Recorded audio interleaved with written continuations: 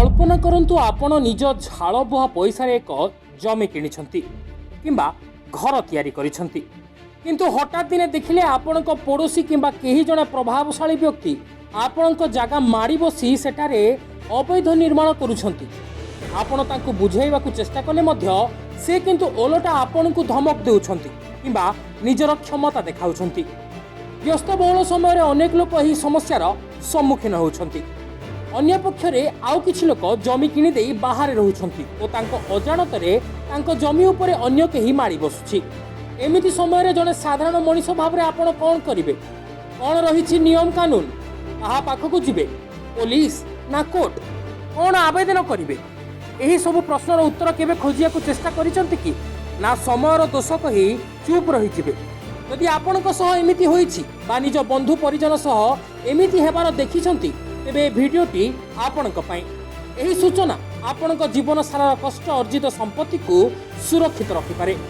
जदि केही जबरदस्त आपणक जमी रे किंबा बिना सरकारी योजना रे अवैध घर तैयारी करे तेबे आईन अनुसार ताकू केमिति धूलिसात करा जाय परिबो।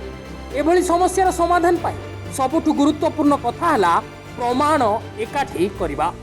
कोर्ट किंबा प्रशासन केवल कागजपत्र एवं ठोस प्रमाण देखिले ही कार्यानुष्ठान ग्रहण करती।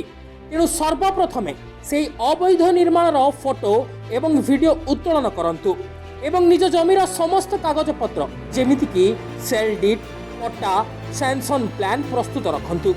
जदि आपण सहर रे रहुछंती तेबे तुरंत स्थानीय म्युनिसिपालिटी किंबा म्युनिसिपल कॉर्पोरेशन जेमिति कि बीएमसी किंबा सीएमसी रो बिल्डिंग परमिशन डिपार्टमेंट रे एक लिखित अभियोग दियंतु।